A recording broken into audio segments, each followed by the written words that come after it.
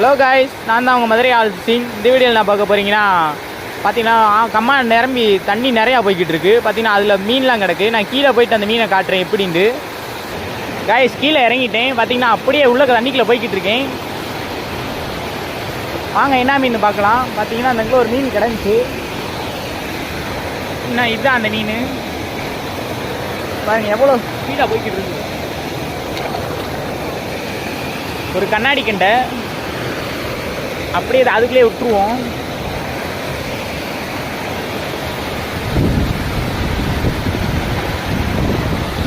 இங்கே பார்த்தீங்கன்னா இங்கே ஒரு மீன் இருக்கு.